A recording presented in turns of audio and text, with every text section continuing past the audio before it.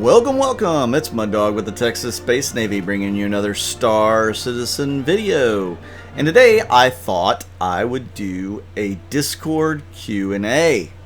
So a day or two ago I put out an announcement saying that I was interested in doing this video on the Texas Space Navy Discord, which by the way will be in the description of this video. So you can go check that out, click on the link, and you can get into our Discord. So I put this out there and got a few really good questions, some silly ones and some fun ones. So let's do a Q&A.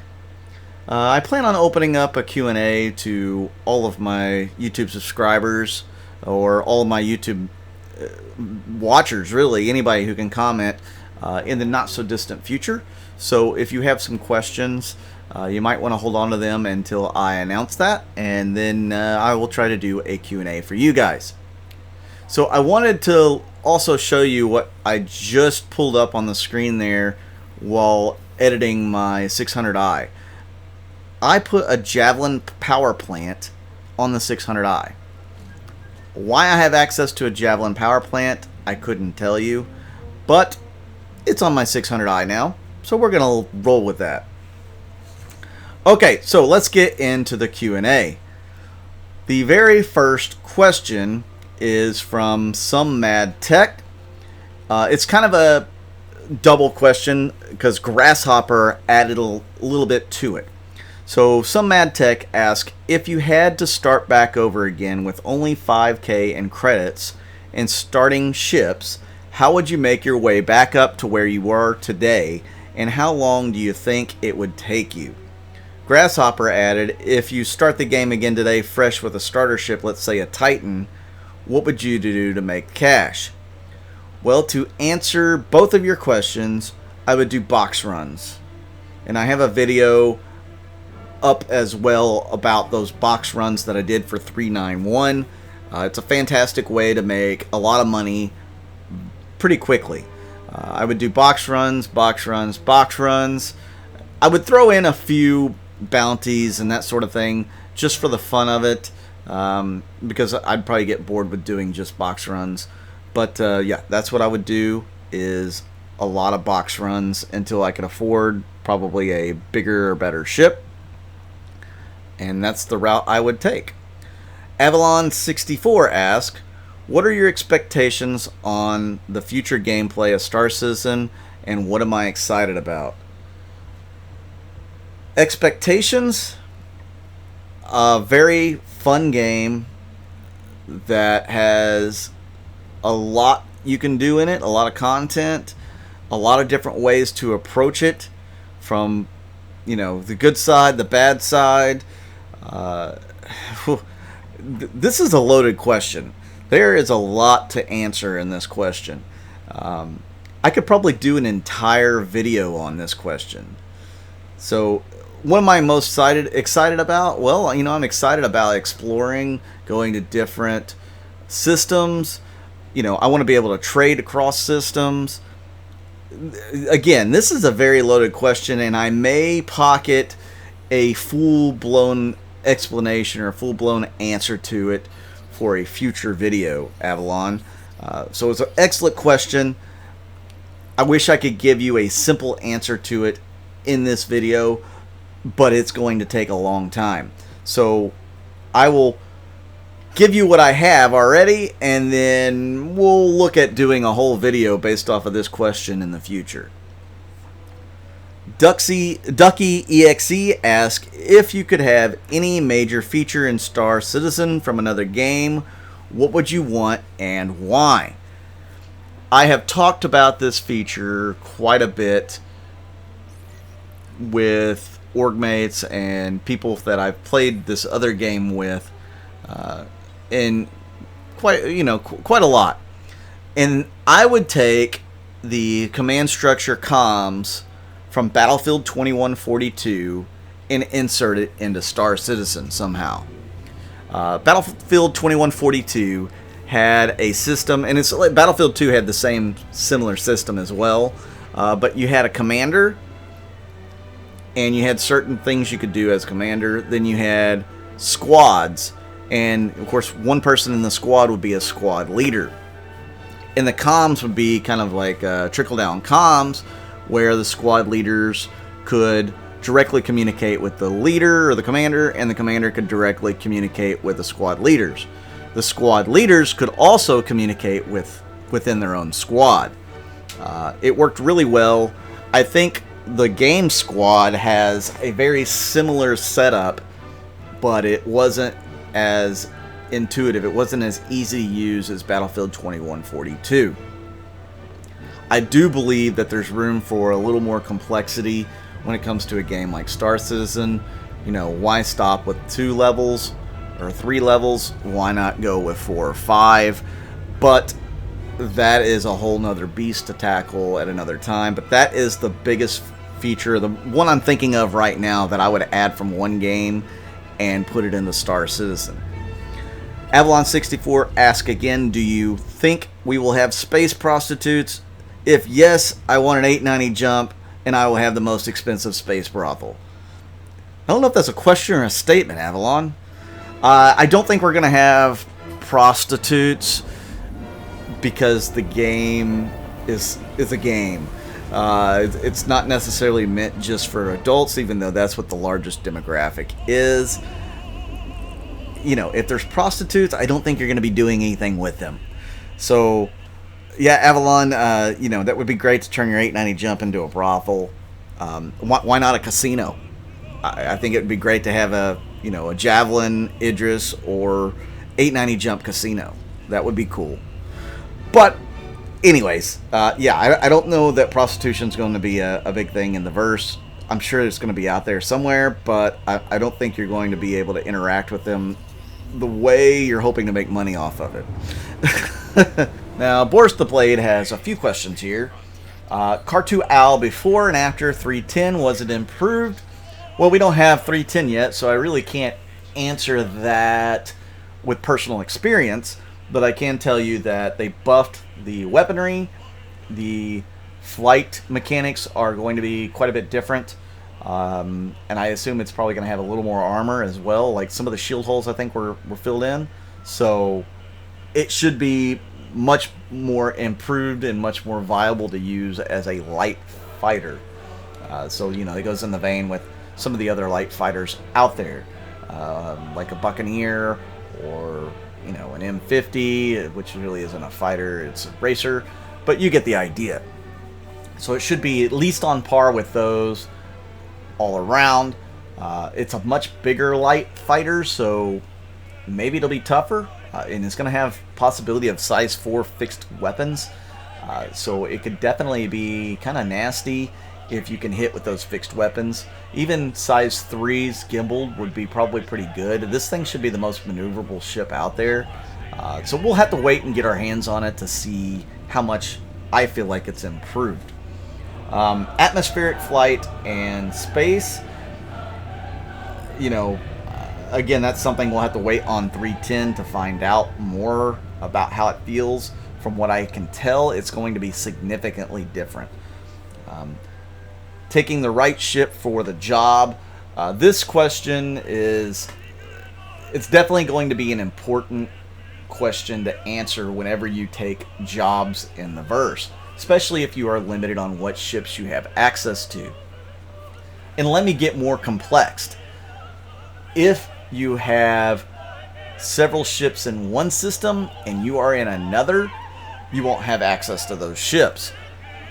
So it could definitely determine what jobs you take.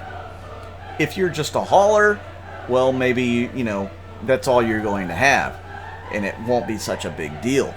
But if you need a drop ship, maybe, and all you brought was your Vanguard, but you really need, 10 to 15 guys, you're going to have somebody bring one of those in, or you're going to have to go get one.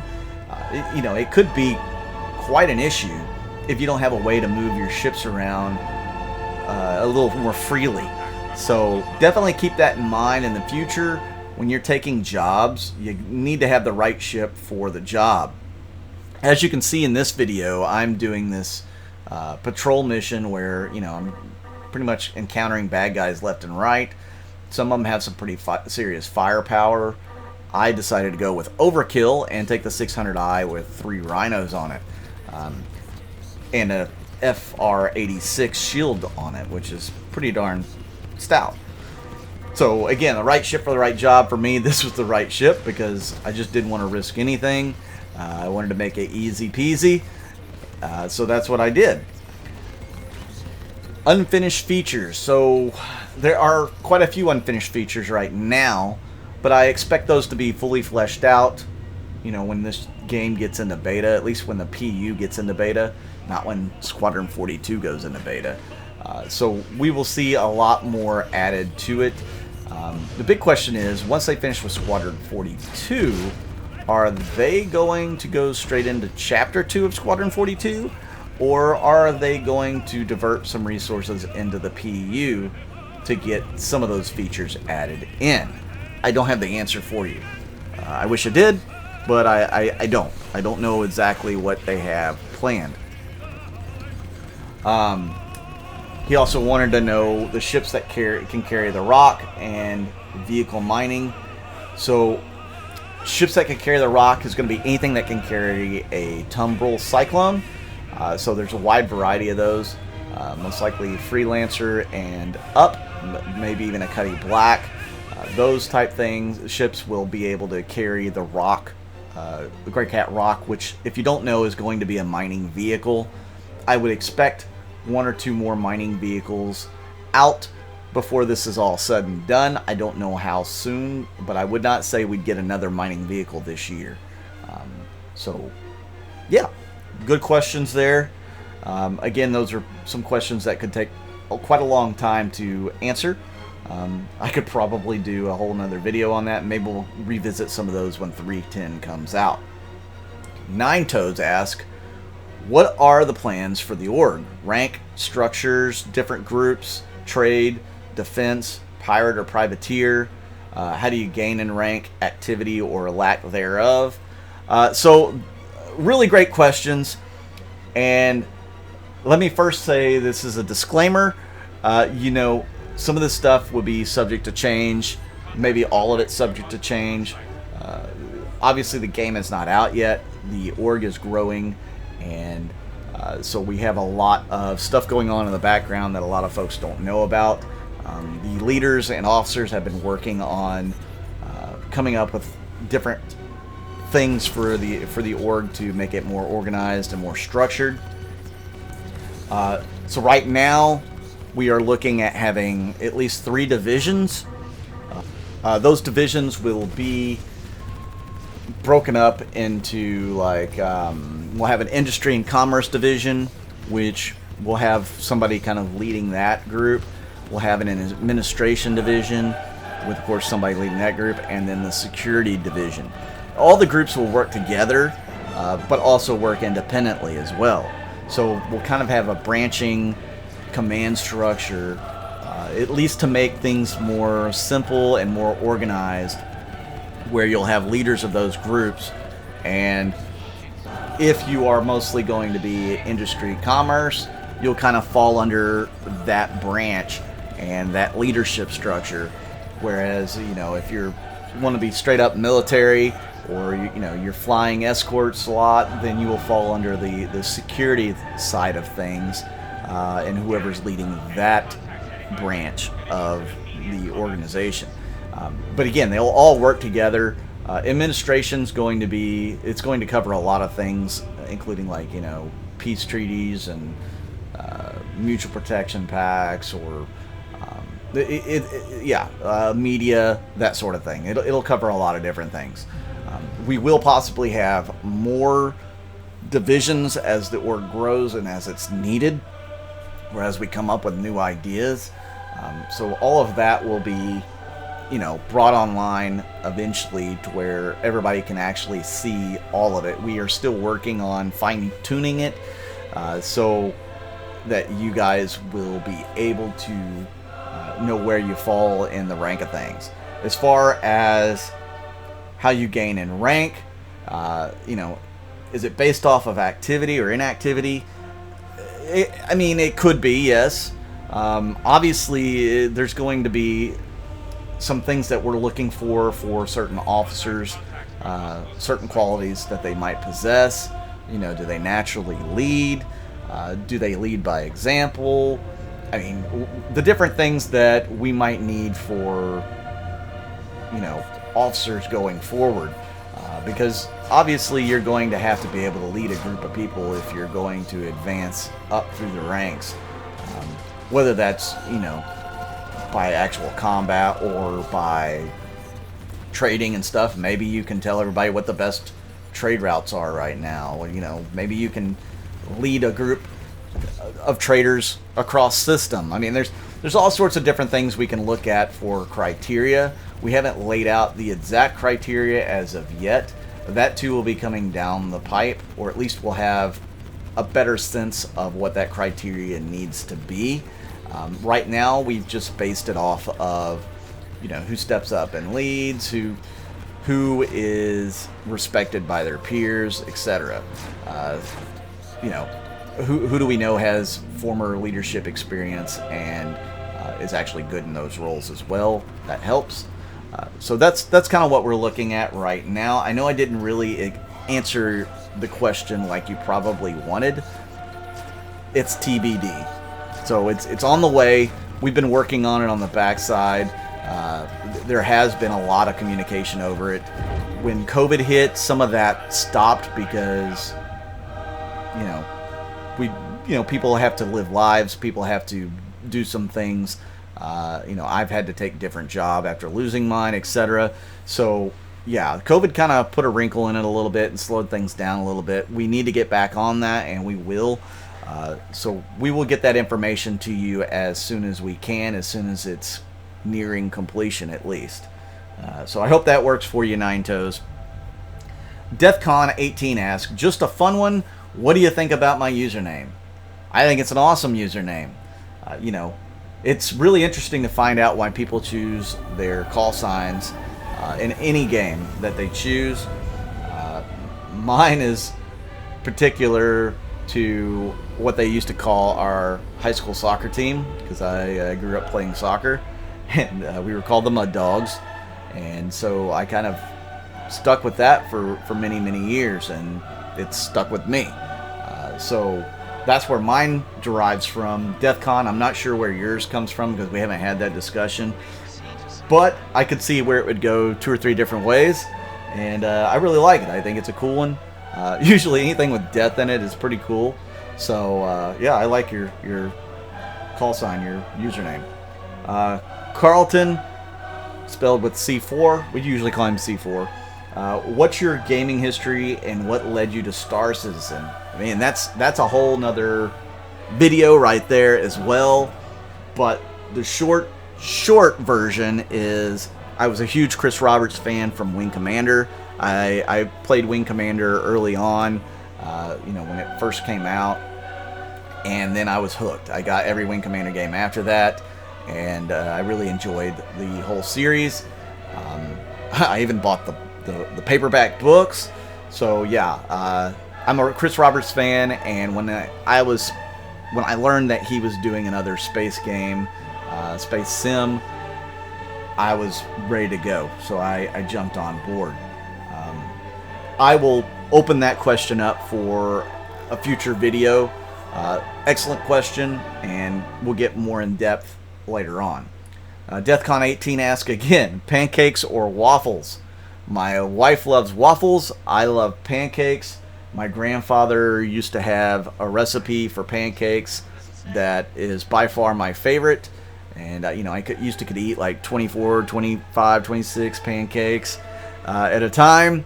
I won't be doing that now in my more advanced age here because it will advance my waistline as well.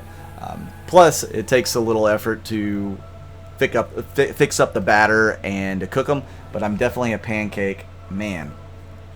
K9 asks, when do we get to see your in real life Texas history or lore series? He's been waiting for it for a while now. I know, K9. I really want to get that video out to you guys, but I want to do it justice. And that means I have to do my research.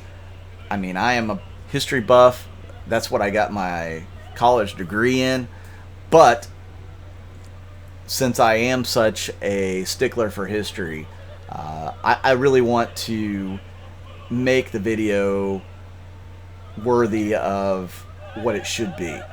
So I'm in the process of doing research. COVID's kind of put a little bit of dampener on that, but I want to do a series of videos that goes over Texas history or lore, all the way up until the current time and Star Citizen timeline. So I'll have to make some of that up as well. So yeah, expect that in the coming months. Maybe I can get something out before the end of this month, maybe into next month. We'll see. But excellent question, K9, and I do apologize that I haven't gotten that out sooner. I know you guys are looking forward to that, so I will definitely try to get that out for you guys. And he has one more question. Can we have a pets section in the Discord? Some people may benefit by looking at cute dogs, cats, chickens, snails, what have you. The images when they get 30K'd, so it might be a good community building stress reliever. I kind of agree with you on that. 30Ks can be frustrating, as well as some of the other issues. So maybe we will look into getting a picture thread or something for pets. I don't know how specific we want to get on it. We'll talk it over with the officers and see what they think on it. But not a bad suggestion whatsoever. We could definitely use something like that. So we'll look into that as well.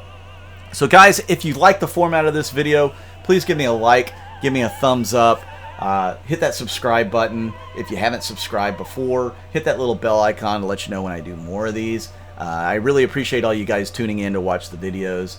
It's so awesome.